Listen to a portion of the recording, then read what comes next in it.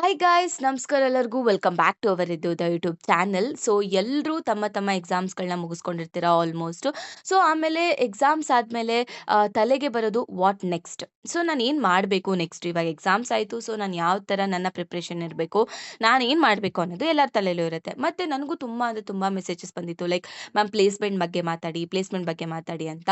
So ಹೌದು, ಇವತ್ತು ಅದ್ರ ಬಗ್ಗೆ ಡಿಸ್ಕಸ್ ಮಾಡೋಣ. ಆಮೇಲೆ ಅದು ಡಿಸ್ಕಸ್ ಮಾಡೋಕ್ಕಿಂತ ಮುಂಚೆ ಏನು ಗೊತ್ತಾ, ನಾವೇನು ತಿಳ್ಕೊಬೇಕು ಅಂದರೆ ನಿಮ್ಮ ಕಾಲೇಜಲ್ಲಿ ಯಾವ ಥರ ಕಂಪನೀಸ್ಗಳು ಬರ್ತವೆ. ಸೊ ಇವಾಗ ನಾವು ಕಂಪನೀಸ್ ಅಂತ ಅಂದಿದ ತಕ್ಷಣ ಸೊ ಇಲ್ಲಿ 2 ಕ್ಯಾಟಗರೀಸ್ ಬರುತ್ತೆ, ಲೈಕ್ ಪ್ರಾಡಕ್ಟ್ ಬೇಸ್ಡ್ ಕಂಪನಿ ಮತ್ತು ಸರ್ವಿಸ್ ಬೇಸ್ಡ್ ಕಂಪನಿ ಅಂತ.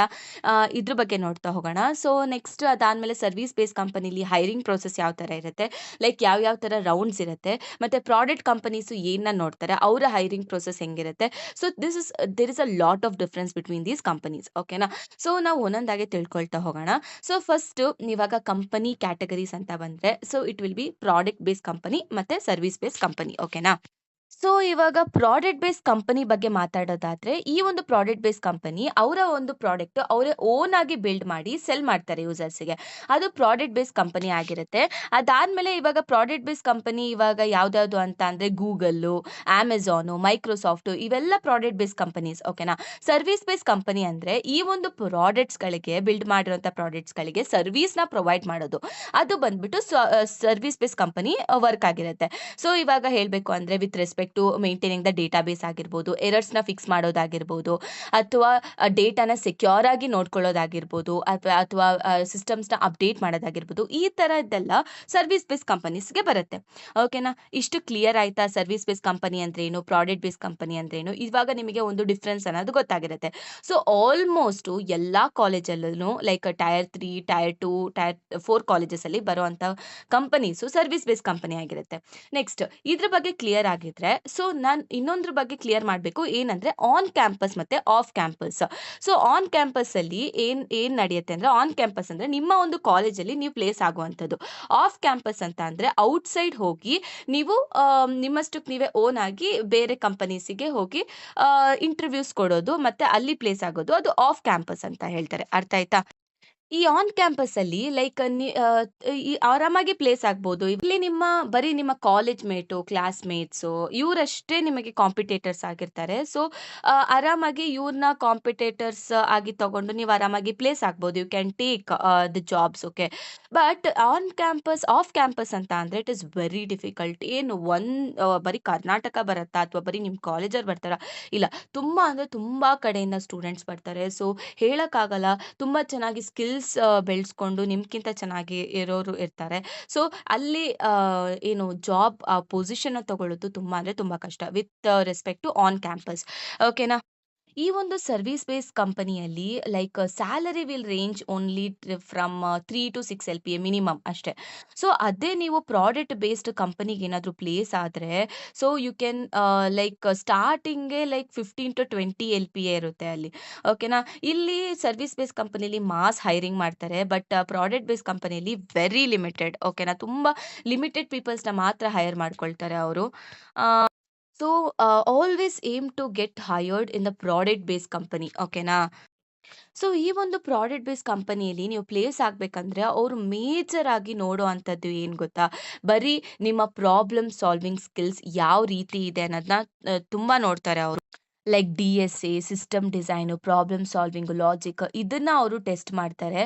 ಅರ್ಥ ಆಯ್ತಾ. ಈ ಪ್ರಾಡಕ್ಟ್ ಬೇಸ್ಡ್ ಕಂಪನಿಯಲ್ಲಿ ಇಲ್ಲಿ ಸರ್ವಿಸ್ ಬೇಸ್ ಕಂಪನಿಲಿರೋ ಅಷ್ಟು ರೌಂಡ್ಸ್ ಎಲ್ಲ ಆ ಪ್ರಾಡಕ್ಟ್ ಬೇಸ್ ಕಂಪನಿಲಿ ಇರೋದಿಲ್ಲ. Because they focus on only problem solving skills. So ಇವಾಗ ಇವಾಗ ನಮಗೆ ಪ್ರಾಡಕ್ಟ್ ಬೇಸ್ ಕಂಪನಿ ಏನೇನು ನೋಡುತ್ತೆ ಅಂತ ಅರ್ಥ ಆಯಿತು. ಸೊ ಇವಾಗ ನಿಮ್ಮ ಕ್ಯಾಂಪಸಲ್ಲಿ ತುಂಬ ಬರೋದು ಅಂತ ಅಂದರೆ ಸರ್ವಿಸ್ ಬೇಸ್ ಕಂಪನಿನೇ. ಸೊ ಏನು ಗೊತ್ತಾ, the student can one thing they can do is, so ಈ ಒಂದು ಸರ್ವಿಸ್ ಬೇಸ್ ಕಂಪನಿಲಿ ಒಂದು 2 to 3 ಇಯರ್ಸ್ ಎಕ್ಸ್ಪೀರಿಯನ್ಸ್ ತಗೊಂಡು they can move to the product base company. So ಅದಕ್ಕೆ ಸೊ ಈ ಒಂದು ಸರ್ವಿಸ್ ಬೇಸ್ ಕಂಪನೀಸಲ್ಲಿ ಯಾವ್ಯಾವ ರೌಂಡ್ಸ್ ಇರ್ತವೆ, ಎಷ್ಟು ರೌಂಡ್ ಇದ್ದಾವೆ ಅಂತ ನಾವು ನೋಡ್ತಾ ಹೋಗೋಣ. ಆಲ್ಮೋಸ್ಟ್ ಈ ಸರ್ವಿಸ್ ಬೇಸ್ ಕಂಪನಿಗೆ almost they will be having common 5 rounds ಇರುತ್ತೆ. ಸೊ ಇದಕ್ಕಿಂತ ಜಾಸ್ತಿನೂ ಇರ್ಬೋದು, ಬಟ್ ಕಾಮನ್ ಆಗಿ ಇರುವಂಥದ್ದು 5 ರೌಂಡ್ಸು. ಒಂದೊಂದು ರೌಂಡೇ ನಾನು ಹೇಳ್ತಾ ಹೋಗ್ತೀನಿ ಯಾವ್ಯಾವ ರೌಂಡ್ಸ್ ಅಂತ, ನೀವು ನೀಟಾಗಿ ಕೇಳಿಸ್ಕೊತಾ ಹೋಗಿ. ಓಕೆನಾ. ಸೊ ಫಸ್ಟ್ ರೌಂಡ್ ಬಂದು ಸಿ-ವಿ ಶಾರ್ಟ್ ಲಿಸ್ಟಿಂಗ್. ಸೊ ಈ ಒಂದು ಸಿ-ವಿ ಶಾರ್ಟ್ ಲಿಸ್ಟಿಂಗ್ ಏನಾಗುತ್ತೆ ಗೊತ್ತಾ? ಈ ಫಸ್ಟ್ ರೌಂಡಲ್ಲಿ ಯಾವುದೇ ರೀತಿ ಫೇಸ್ ಟು ಫೇಸ್ ಕಮ್ಯುನಿಕೇಷನ್ ಅನ್ನೋದಿರೋದಿಲ್ಲ. ಸೊ ಇಲ್ಲಿ ನಿಮ್ಮ ಕಂಪನಿ ನೀವು ಕೊಟ್ಟಿರುವಂಥ ರೆಸ್ಯೂಮೆನ ಇಲ್ಲಿ ನೋಡ್ತಾರೆ. ಮತ್ತೆ ಇಲ್ಲಿ ಏನೇನು ಚೆಕ್ ಮಾಡ್ತಾರೆ ಅಂದರೆ ನಿಮ್ಮ ಒಂದು ಸಿ-ಜಿ-ಪಿ-ಎ ಕಟ್ ಆಫ್ ಆಗಲಿ ಅಥವಾ ನಿಮ್ಮ ಜಾಬ್ ರೋಲು ಲೈಕ್ ನಿಮ್ಮ ಸ್ಕಿಲ್ಸು ಆ ಒಂದು ಜಾಬ್ ರೋಲಿಗೆ ಸೂಟ್ ಆಗ್ತಿದೆಯಾ? ಮತ್ತೆ ನೀವು ಮಾಡಿರುವಂಥ ಪ್ರಾಜೆಕ್ಟ್ಸ್‌ಗಳೇನಿದ್ದಾವೆ? ಮತ್ತೆ ನಿಮ್ಮ ಒಂದು ರೆಸ್ಯೂಮು ಕ್ಲಾರಿಟಿಯಾಗಿದೆಯಾ ಇಲ್ವಾ ಅಂತ ಇಲ್ಲಿ ಚೆಕ್ ಆಗುತ್ತೆ. ಒಟ್ನಲ್ಲಿ this is a entry level ಓಕೆನಾ.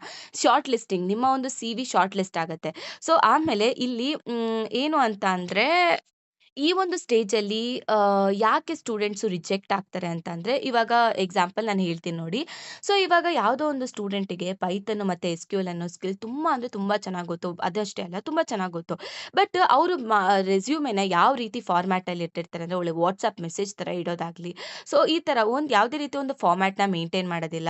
ಕ್ಲಾರಿಟಿ ಅನ್ನೋದಿರೋದಿಲ್ಲ. ಸೊ ಇವಾಗ ಇಂಥ ಟೈಮಲ್ಲಿ ಆ ಸ್ಟೂಡೆಂಟಿಗೆ ಎಂಥ ಸ್ಕಿಲ್ಸ್ ಇದ್ರೂ ಕೂಡ ಈ ಒಂದು ಸ್ಟೇಜಲ್ಲಿ ಅವ್ರು ರಿಜೆಕ್ಟ್ ಆಗೋಗ್ಬಿಡ್ತಾರೆ ಡ್ಯೂ ಟು ಫಾರ್ಮ್ಯಾಟ್ ನೀಟಾಗಿ ಚೆನ್ನಾಗಿರಲ್ಲ, ಕ್ಲಾರಿಟಿಯಾಗಿರಲ್ಲ ನಿಮ್ಮ ಒಂದು ರೆಸ್ಯೂಮೆ ಅದಕ್ಕೆ. ಸೊ ಇಲ್ಲಿ ಬ್ಯಾಡ್ ರೆಸ್ಯೂಮೆ ಏನಂತ ಹೇಳ್ಬೋದು ಅಂದ್ರೆ ನಾನು ಜನರಲ್ ಆಗಿ ಏನು ಹೇಳ್ಬೋದು ಗೊತ್ತಾ? ಬ್ಯಾಡ್ ರೆಸ್ಯೂಮೆ ಈಸ್ ಈಕ್ವಲ್ ಟು ಏನಂತೀರಾ ನೋ ಆಪರ್ಚುನಿಟಿ. ಸೊ ಇಲ್ಲಿ ಹೆಂಗಿರ್ಬೇಕು ನಿಮ್ಮ ಒಂದು ರೆಸ್ಯೂಮೆ ಅಂದ್ರೆ ಜಸ್ಟ್ ಲೈಕ್ 1 ಟು 2 ಪೇಜಸ್ ಇರಬೇಕು. ಆಮೇಲೆ ಯಾವುದೇ ರೀತಿ ಸ್ಕಿಲ್ಸ್‌ನ ಫೇಕ್ ಬರಿಬೇಡಿ ಓಕೆನಾ. ಲೈಕ್ ಇವಾಗ ನೀವು ಫೇಕ್ ಆಗಿ ನನಗೆ ಈ ಸ್ಕಿಲ್ ಇದೆ, ಆ ಸ್ಕಿಲ್ ಇದೆ ಅಂತ ನಿಮ್ಮ ಒಂದು ರೆಸ್ಯೂಮೆಲ್ಲಿ ಹಾಕಿದ್ರು ಕೂಡ ಒಂದಲ್ಲ ಒಂದು ರೌಂಡಲ್ಲಿ ಹಾಕೊಳ್ತೀರಾ. ಓಕೆ ಲೈಕ್ ಟೆಕ್ನಿಕಲ್ ರೌಂಡ್ ಅಂತ ಬಂದಾಗ so if you don't know anything so then there will you will be rejected. ಆಮೇಲೆ ಯಾವಾಗಲೂ ಅಷ್ಟೇ ನೀವು ಮಾಡಿರುವಂಥ ಪ್ರಾಜೆಕ್ಟ್ಸ್‌ನ ಹೈಲೈಟ್ ಮಾಡಿ, ಬೆಸ್ಟ್ ಪ್ರಾಜೆಕ್ಟ್ಸ್‌ನ ಹೈಲೈಟ್ ಮಾಡಿ. ಸೊ ಇಲ್ಲಿ ಜನರಲ್ ಆಗಿ ಹೇಳಬೇಕು ಅಂದ್ರೆ ನಿಮ್ಮ ಒಂದು ರೆಸ್ಯೂಮೆ ನಿಮ್ಮ ಫಸ್ಟ್ ಇಂಟರ್ವ್ಯೂ ಪ್ರೋಸೆಸ್ಸಲ್ಲಿ ಇರುವಂಥ ಫಸ್ಟ್ ಸ್ಟೆಪ್ ಅಂತಾನೆ ಹೇಳ್ಬೋದು. ಸೊ ನೆಕ್ಸ್ಟ್ ಸ್ಟೆಪ್ ಬಂದು ಆಪ್ಟಿಟ್ಯೂಡ್. ಸೊ ಈ ಒಂದು ಆಪ್ಟಿಟ್ಯೂಡು ನಿಮ್ಮ ಫಾರ್ಮುಲಾಸು ಲೈಕ್ ಮ್ಯಾಥಮೆಟಿಕ್ಸಲ್ಲಿ ಫಾರ್ಮುಲಾಸ್ ಇರುತ್ತಲ್ಲ ಅದನ್ನು ಅಪ್ಲೈ ಮಾಡಿ ಬರೆಯುವಂಥದ್ದು ಥಿಯೋರಿಟಿಕಲ್ ಎಕ್ಸಾಮ್ಸ್ ಥರ ಅಲ್ಲ. ಸೊ ಈ ಒಂದು ಆಪ್ಟಿಟ್ಯೂಡ್ ಟೆಸ್ಟ್ ಅಂತ ಅಂದರೆ ಇಲ್ಲಿ ಏನು ಚೆಕ್ ಮಾಡುತ್ತೆ ಅಂದರೆ ನೀವು ಎಷ್ಟು ಫಾಸ್ಟಾಗಿ ಇದ್ದೀರಾ, ಯಾವ ಥರ ಕ್ಲಿಯರ್ ಆಗಿ ಥಿಂಕ್ ಮಾಡ್ತೀರಾ ಅನ್ನೋದೇ ಈ ಒಂದು ಆಪ್ಟಿಟ್ಯೂಡ್ ಟೆಸ್ಟು. ಇದರಲ್ಲಿ ಏನೇನು ಇನ್ಕ್ಲೂಡ್ ಆಗಿರುತ್ತೆ ಅಂದರೆ ಜನರಲ್ ಆಗಿ ಹೇಳಬೇಕು ಅಂದರೆ ಲಾಜಿಕಲ್ ರೀಸನಿಂಗು ಮತ್ತು ನಿಮ್ಮ ವರ್ಬಲ್ ಎಬಿಲಿಟಿ. ಸೊ ಇದೆಲ್ಲ ಇದ್ರ ಮೇಲೆ ಕ್ವೆಶನ್ಸ್ ಇರ್ತವೆ like it will B always a multiple choice questions. ಆಮೇಲೆ ಐ ಹ್ಯಾವ್ ಇಲ್ಲಿ ಏನು ಗೊತ್ತಾ ತುಂಬ ಸ್ಟೂಡೆಂಟ್ಸು ಇಲ್ಲಿ ಫೇಲ್ ಆಗೋಗ್ತಾರೆ. ಎಂಥ ಸ್ಟೂಡೆಂಟ್ಸ್ ಆದರೂ ಆಗಿರ್ಬೋದು ಲೈಕ್ ಅಬೌವ್ 9 ಸಿ-ಜಿ-ಪಿ-ಎ ಆಗಿರ್ಬೋದು, 9.5 ಸಿ-ಜಿ-ಪಿ-ಎ ಆಗಿರ್ಬೋದು. ಸೊ ಅಕಸ್ಮಾತ್ ಅವರಿಗೆ ಲಾಜಿಕಲಿ ಥಿಂಕ್ ಮಾಡೋದಕ್ಕೆ ಬರಲ್ಲ ಅಂತ ಅಂದರೆ ಸೊ ಆವಾಗ they will feel in this stage ಅಂತಲೇ ನಾವು ಹೇಳ್ಬೋದು. ಸೊ ಆಲ್ವೇಸ್ ಸೊ ಸಿ-ಜಿ-ಪಿ-ಎ ಬೇಕು ಬೇಡ ಅಂತ ಅಲ್ಲ, ಎಂಟ್ರಿ ಲೆವೆಲ್ಗೆ ಬೇಕಾಗತ್ತೆ ಈ ಒಂದು ಸಿ-ಜಿ-ಪಿ-ಎ. ಬಟ್ ಸೊ ಈ ಆಪ್ಟಿಟ್ಯೂಡಲ್ಲೆಲ್ಲ ನೀವು ಏನು ಮಾಡಬೇಕು ಅಂತ ಅಂದರೆ ಲಾಜಿಕಲ್ ಆಗಿ ಥಿಂಕ್ ಮಾಡೋದು ಯೋಚನೆ ಮಾಡಬೇಕು ಅಷ್ಟೇ. ಸೊ ಇದಕ್ಕೆ ಯಾವ ಥರ ಪ್ರಿಪೇರ್ ಆಗಬೇಕು ಅಂತ ಹೇಳೋದಾದರೆ ಸೊ ನಿಮಗೆ ವಾರಕ್ಕೆ ಟೈಮ್ ಸಿಕ್ಕಿದಾಗ ಅಥವಾ ಇನ್ನೂ ಟೈಮ್ ಇದೆ ಸೊ ವಾರಕ್ಕೆ ಒಂದ್ಸತಿ ಅಥವಾ ಯಾವುದಾದ್ರೂ ಅಷ್ಟೇ ಒಂದು ಟಾಪಿಕ್ನ ಕಂಪ್ಲೀಟ್ ಮಾಡ್ಕೊಳ್ತಾ ಹೋಗಿ. ಅಟ್ಲೀಸ್ಟ್ ಡೇಯಲ್ಲಿ ಒಂದು 1.5 ಅವರ್ 2 ಅವರ್ಸ್ ಅದಕ್ಕೆ ಟೈಮ್ ಕೊಡಿ. ಸೊ ಆರಾಮ್ಸೆ ನಿಮ್ಮ ಒಂದು ಪ್ಲೇಸ್ಮೆಂಟ್ ಅಂತ ಬಂದಾಗ ಸೊ ಆವಾಗ ನೀವು ಆರಾಮಾಗಿ ಪ್ರಿಪೇರ್ ಆಗ್ತೀರಾ. You can crack it. Okay ಇಲ್ಲಿ ಜನರಲ್ ಆಗಿ ಹೇಳಬೇಕು ಅಂತ ಅಂದರೆ ಅವರು ನಿಮ್ಮ ಬ್ರೈನ್ನ ಟೆಸ್ಟ್ ಮಾಡ್ತಿರ್ತಾರೆ. Aptitudes is a brain fitness test ಅಂತಲೇ ನಾವು ಹೇಳ್ಬೋದು. ಸೊ ಯಾವ ರೀತಿ ನೀವು ಫೋಕಸ್ ಮಾಡ್ತೀರಾ ಅಕ್ಯುರೇಟ್ ಆಗಿ ಅನ್ನೋದು ಇಂಪಾರ್ಟೆಂಟ್. ಓಕೆ ನೆಕ್ಸ್ಟು ಈ ಒಂದು ಆಪ್ಟಿಟ್ಯೂಡ್ ಆದಮೇಲೆ ನೆಕ್ಸ್ಟು ಬರೋ ಅಂಥದ್ದೇ ಈ ಒಂದು ಗ್ರೂಪ್ ಡಿಸ್ಕಷನ್.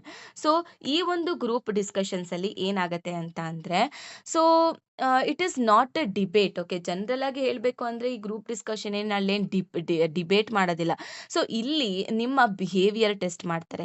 ಸೊ ಇಲ್ಲಿ ಪ್ಯಾನೆಲ್ ಮೆಂಬರ್ಸ್ ಎಲ್ಲ ಏನು ಚೆಕ್ ಮಾಡ್ಬೋದು, ಏನನ್ನ ನೋಡ್ಬೋದು ಈ ಒಂದು ರೌಂಡಲ್ಲಿ ಅಂತ ಹೇಳೋದಾದರೆ ನಿಮ್ಮ ಲಿಸನಿಂಗ್ ಸ್ಕಿಲ್ಸ್ ಆಗಿರ್ಬೋದು, ನಿಮ್ಮ ಒಂದು ಕಾನ್ಫಿಡೆನ್ಸ್ ಆಗಿರ್ಬೋದು, ಮತ್ತು ಲಾಜಿಕ್ ಆಗಿರ್ಬೋದು, ಮತ್ತು ರೆಸ್ಪೆಕ್ಟ್ ಆಗಿರ್ಬೋದು. ಸೊ ಇದನ್ನೆಲ್ಲ ಅವರು ಟೆಸ್ಟ್ ಮಾಡ್ತಾರೆ. ಒಟ್ಟಿನಲ್ಲಿ ಓವರಾಲ್ ಆಗಿ ಹೇಳಬೇಕು ಅಂದರೆ ನಿಮ್ಮ ಬಿಹೇವಿಯರಲ್ ಟೆಸ್ಟ್ ಇಲ್ಲಿ ಮಾಡ್ತಾರೆ.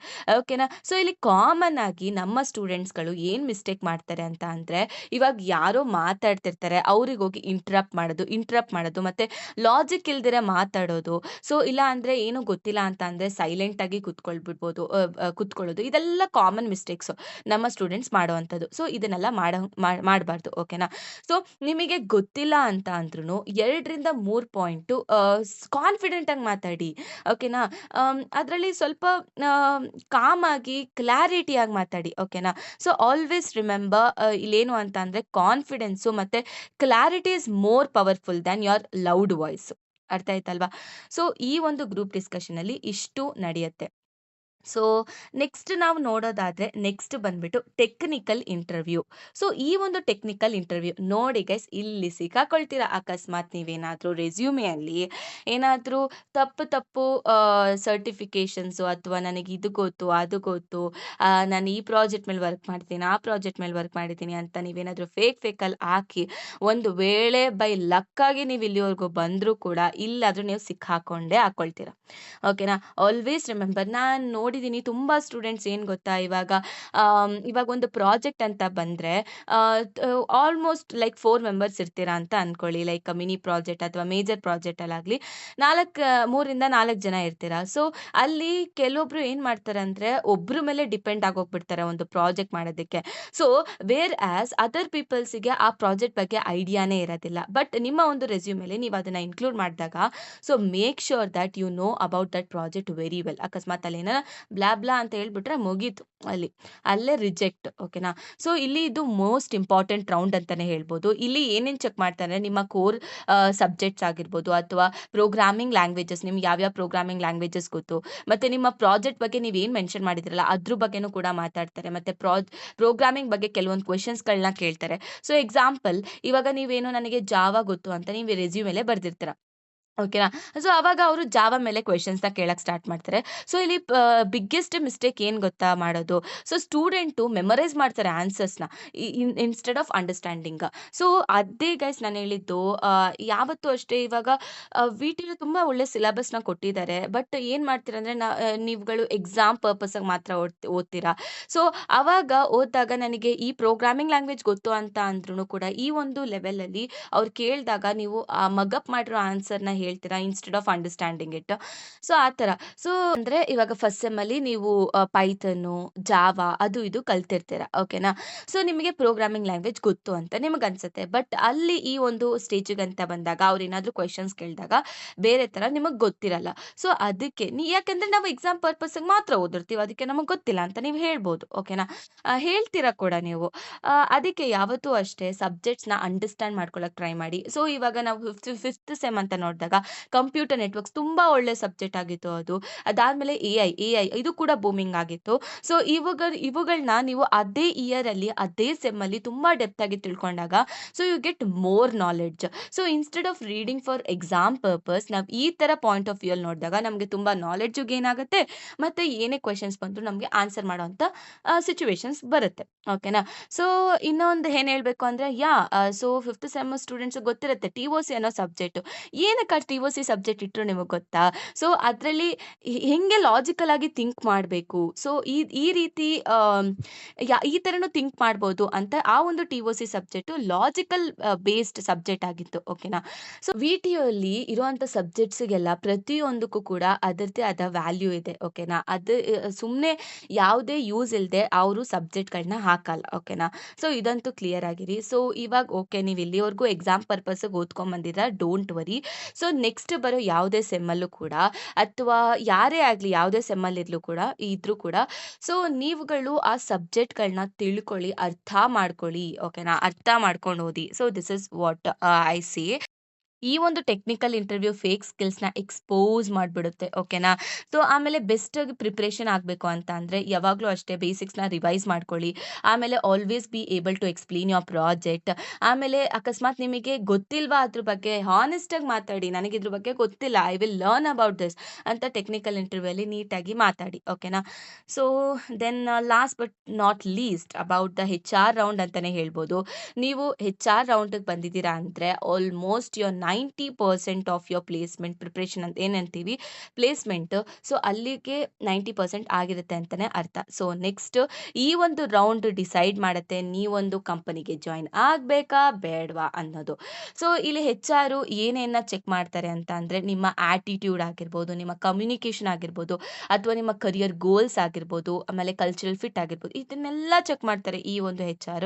ಸೊ ಇಲ್ಲಿ ಯಾಕೆ ರಿಜೆಕ್ಷನ್ ಆಗತ್ತೆ ಅಂತ ಅನ್ನೋದಾದ್ರೆ, ಸೊ ಮಾತಾಡ್ಬೇಕಾದ್ರೆ ನೀವು ಆರೋಗೆಂಟ್ ಆಗಿ ಮಾತಾಡೋದು ಅಥವಾ ನೆಗೆಟಿವ್ ಆಗಿ ಮಾತಾಡೋದು, ಯಾವುದೇ ಕ್ಲಾರಿಟಿ ಇಲ್ಲದೆ ಮಾತಾಡೋದು. ಸೊ ಇದರಿಂದ ನೀವು ರಿಜೆಕ್ಟ್ ಆಗುವಂತ ತುಂಬಾ ಚಾನ್ಸಸ್ ಇದೆ.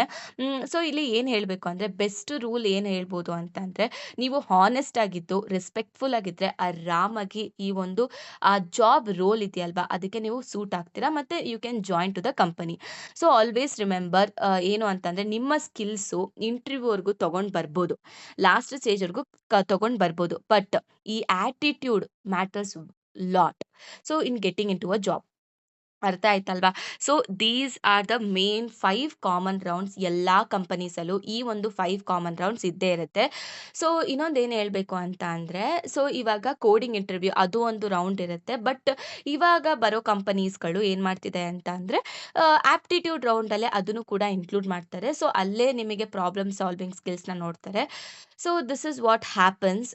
ಆಮೇಲೆ but coming to the product based company guys, that is a very awesome dream life ಅಂತಾನೆ ಹೇಳ್ಬಿಡ್ಬೋದು. ಆ ಪ್ರಾಡಕ್ಟ್ ಬೇಸ್ಡ್ ಕಂಪನೀಸ್‌ಗೆ ನೀವು ಹೋದ್ರೆ.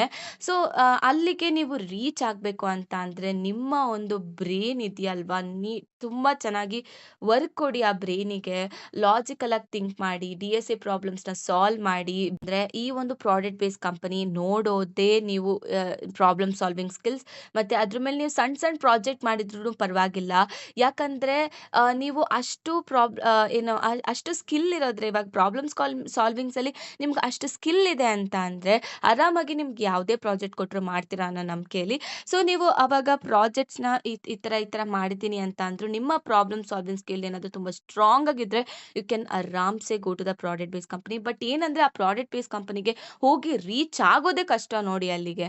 ಸೊ ಆಲ್ಮೋಸ್ಟ್ ಜನರಲ್ ಆಗಿ ಹೇಳ್ಬೇಕು ಅಂದ್ರೆ ನಿಮ್ಗಳ ಕಾಲೇಜಲ್ಲಿ ಆಲ್ಮೋಸ್ಟ್ ಬರೋದೇ service base company guys.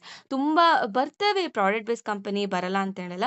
So almost this product base companies ಹೋದ್ರೆ ಎಂತ ಕಾಲೇಜಸ್ಗಳಿಗೆ ಹೋಗುತ್ತೆ ಅಂದ್ರೆ, ಟೈರ್ 1 ಕಾಲೇಜಸ್ಗಳಿಗೆ ತುಂಬಾ ಹೋಗುತ್ತೆ. ಲೈಕ್ IIT, ಟೈರ್ 2 ಟೈರ್ 3 ಕಾಲೇಜಸ್ಗೆ ಬರೋದು ತುಂಬಾ ಅಂದ್ರೆ ತುಂಬಾನೇ ಕಷ್ಟ. ಆಲ್ಮೋಸ್ಟ್ ಈ ತರ ಕಾಲೇಜಸ್ಗಳಿಗೆ ಬರೋದೇ service base company. So always, so ಇನ್ನೂ ಟೈಮ್ ಇದೆ guys for, if you are fifth sem pass out ಆಗಿದ್ರೆ, so still you have like 1 year time. So 1 year ಏನೋ ಸ್ಟಿಲ್ ಸೆವೆಂತ್. ಯಾಕೆ 1 ಇಯರ್ ಅಂತ ಹೇಳಿದೆ ಅಂದ್ರೆ, ಸೆವೆಂತ್ ಸೆಮ್ ನೀವು ಎಂಟರ್ ಆಗಿದ ತಕ್ಷಣ ಅಲ್ಲಿಂದಾನೇ ನಿಮಗೆ ಲೈಕ್ ಇಂಟರ್ವ್ಯೂ ಪ್ರೋಸೆಸ್ ಆಗಲಿ ಕಂಪನೀಸ್ ಬರೋದಾಗ್ಲಿ ಸ್ಟಾರ್ಟ್ ಆಗಿಬಿಡುತ್ತೆ. So you have 1 year time, so you can do it. And the peoples who are studying in other sems, so ಅವರು ನಿಧಾನಕ್ಕೆ ಈ ಒಂದು ನಾಲೆಡ್ಜ್ ಸಿಕ್ಕಿದ್ರೆ ಸಾಕು, ಆರಾಮಾಗಿ ನೀವು ಇವಾಗಿಂದನೇ ಕಲಿಯೋಕ್ಕೆ ಸ್ಟಾರ್ಟ್ ಮಾಡಿ. If you are like lower sems, like first sem ನೋಡ್ತಿರ್ಬೋದು ಅಥವಾ ಥರ್ಡ್ ಸೆಮ್ ಆದ್ರೂ ನೋಡ್ತಿರ್ಬೋದು. So you can people start with this, ಏನಂತೀರಾ, ಬೈ ನೋಯಿಂಗ್ ದೀಸ್ ಥಿಂಗ್ಸ್. ಅಷ್ಟೇ ಗೈಸ್, ಇಷ್ಟನ್ನ ಹೇಳ್ತಾ ದಟ್ಸ್ ಇಟ್. ನಾನು ನೆಕ್ಸ್ಟ್ ಹೆಂಗೆ ಒಂದು ಪ್ರಿಪೇರ್ ಆಗಬೇಕು ಅನ್ನೋದನ್ನ ನಾನು ಹೇಳ್ತೀನಿ ಒಂದು ನೆಕ್ಸ್ಟ್ ವಿಡಿಯೋದಲ್ಲಿ. ಸೊ ಸಿಗೋಣ ನೆಕ್ಸ್ಟ್ ವಿಡಿಯೋದಲ್ಲಿ ಅಂತ ಹೇಳ್ತಾ, ಥ್ಯಾಂಕ್ ಯು ಸೋ ಮಚ್.